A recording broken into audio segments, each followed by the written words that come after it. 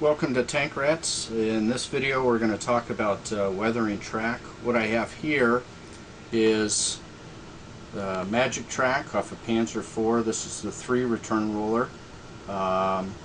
You can see if you use the Hobby Track tool with the Magic Track, it's pretty sturdy, it's ready to go to work. I'm going to kind of show you in phases about how I do my weathering. What I've done is I found a really nice muddy brown. It's actually a Luftwaffe color brown violet. And my first step with the weathering is I use watercolors to stain the paint and add a little dirt and grime. So what I have here, I have sepia watercolor, raw umber. I just shaved some pastel chalk, kind of a yellow and a dark brown, and then you get the old tap water here. So I take the brush, and bring out a little of the sepia and the raw umber, and I kind of go back and forth just to change the color. So do that, dip a little in here, and depending on how much dirt and dust you want stuck in your track, I'm not really talking about doing mud today, but just kind of like a light dirt, so I'm kind of building up that. And how much ever you want to put in here, you can just thicken up the amount of pastel chalk. So just kind of changing the colors, let nature do its thing. So that's what I'll do with the watercolors. Also, I'll hit the inside and paint along that. So once the watercolors and the pastel mix is done, then you end up with this when it's dried, I don't know, 20-30 minutes. So you can see there's a little buildup of dust in here.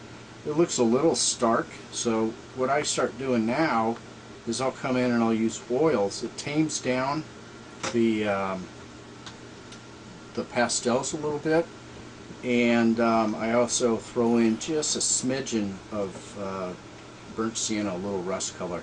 What I have in this jar is odorless paint thinner. You can get it at any arts and crafts store, so it doesn't stink.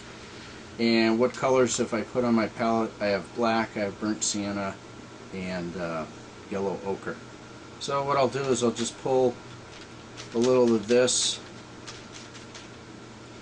and a little black, a little more red over here, and what you end up doing is getting kind of a nice muddy brown. Depends on how rusty you want to get it. And now I'll just start applying this to the pastel chalk, and it looks, oh man, this is really dark, and it got rid of all my detail with the pastel chalk. When it dries, you're going to have just a tiny bit of a little crusty dust. So that's what I would be doing on this tank. So I'm going to cover the whole tank with the oil mix.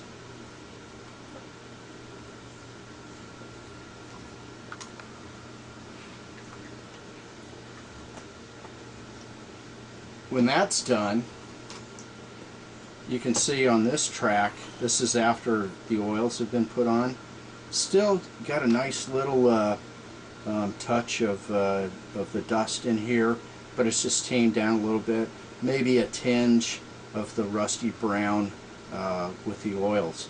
And just to bring out some of the highlights, what I'll do next is a little bit of dry brushing. So I got a nice wide dry brush here. I'm just using a really light buff color,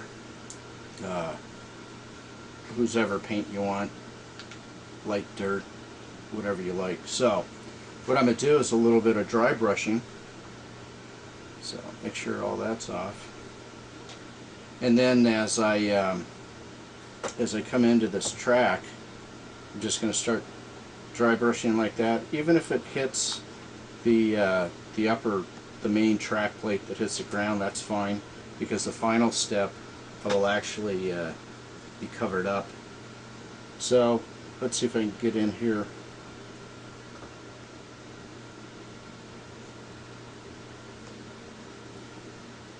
And show a little on the edges. What this does is it kind of brings out a little highlight on the detail of the track. And you can also get in here, kind of get the edges like this.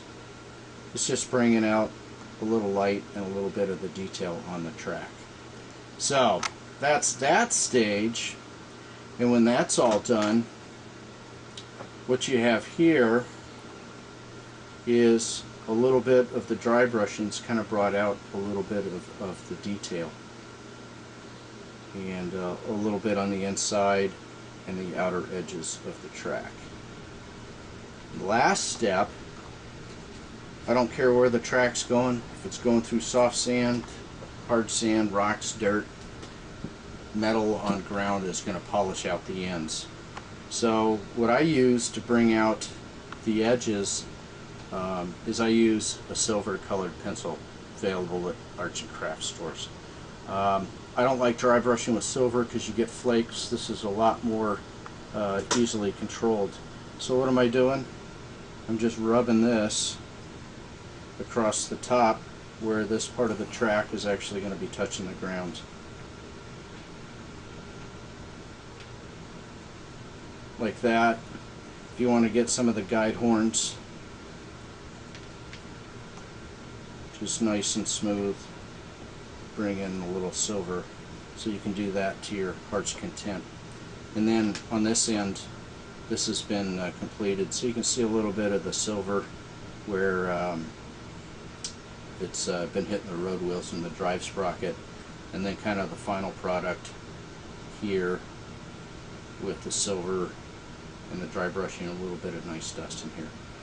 Perhaps on a later video, we'll throw in some mud from maybe more of a muddy texture, but this is just a light dusting. So, thanks, hope you enjoyed it, and we'll see you next time.